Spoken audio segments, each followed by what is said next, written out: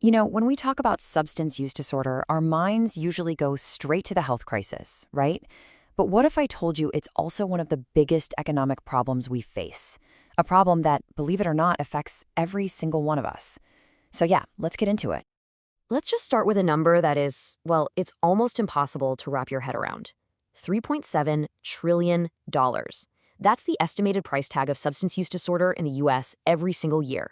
And this isn't some far-off, abstract number. It's baked into everything, from our healthcare costs, to our taxes paying for the justice system, to just lost potential in our workforce.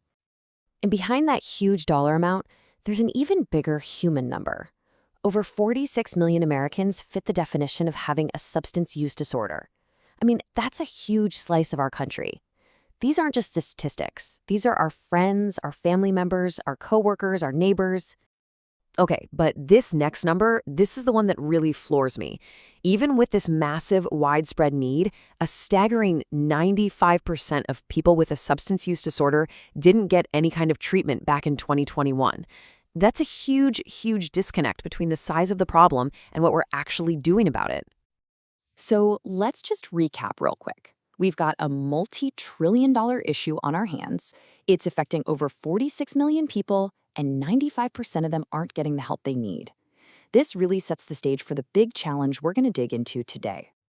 Now, you'd think with a problem this massive, the organizations out there on the front lines would be getting all the support they could handle. But that's where we hit a wall. There's this fundamental challenge that's keeping the whole crisis spinning. The very programs that are designed to save lives, and as we're about to see, save a ton of money, are often running on shoestring budgets. They just don't have the time or the resources to do these super complex economic studies that they need to make a solid data-driven case to the people holding the purse strings.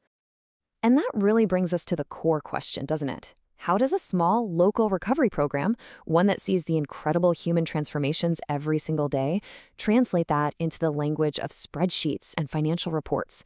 How do they prove their worth in dollars and cents? Well, this is where things get really interesting. A team at the Fletcher Group saw this exact problem, and they decided, you know what? We can build something to fix this. So they created what they call an economic calculator. It's basically a super accessible tool that allows any recovery organization, big or small, to plug in their numbers and figure out their own economic impact. It helps them calculate their benefits, their costs, and, this is the big one, their return on investment, their ROI. And what makes this calculator so effective is that it looks at the whole picture. It's not just one thing. It measures the impact across four huge areas: savings in healthcare, savings in the criminal justice system, gains in workplace productivity, and of course, the incredible value of just saving lives and improving people's health. Now, that last one, reduced premature mortality and morbidity, that's actually the biggest piece of the puzzle. It's measured with a concept called quality adjusted life years, or QALYs.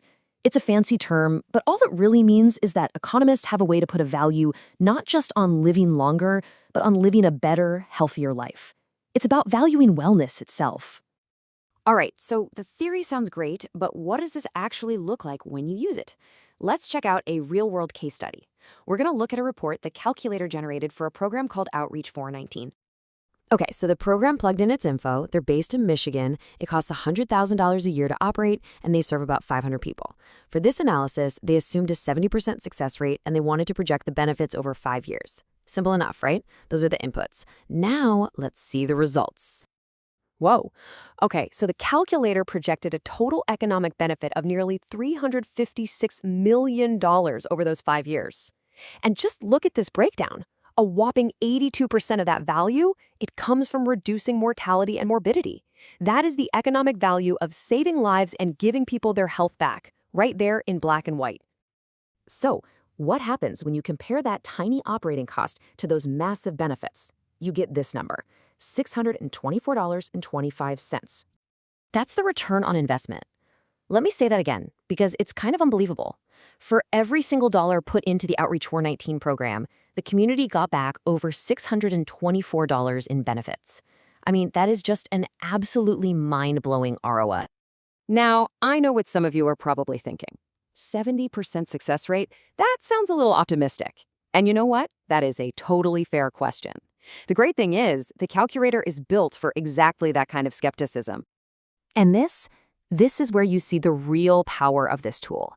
The analysis shows that even if you drop that success rate all the way down to just 20%, which is way more conservative, the program would still generate a return of over $177 for every single dollar invested.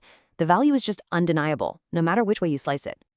So what all this really demonstrates is that this calculator is so much more than just a neat academic exercise. This thing has the potential to completely change how we talk about and fund recovery. It gives these amazing organizations the language of data, the language of finance, to finally prove their worth. It helps them fight stigma by showing that their work isn't a drain on resources. It's one of the single best investments a community can possibly make. And that, of course, helps them get the funding they need to save more lives.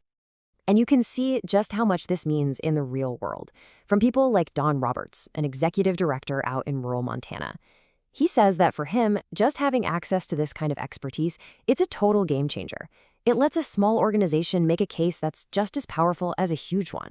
So I think I'll just leave you with this final question to chew on. Now that we have tools that can prove with cold, hard numbers that investing in recovery isn't just the compassionate thing to do, but it's also the smartest financial decision, a decision with returns that would make any venture capitalist jealous, why aren't we doing more of it?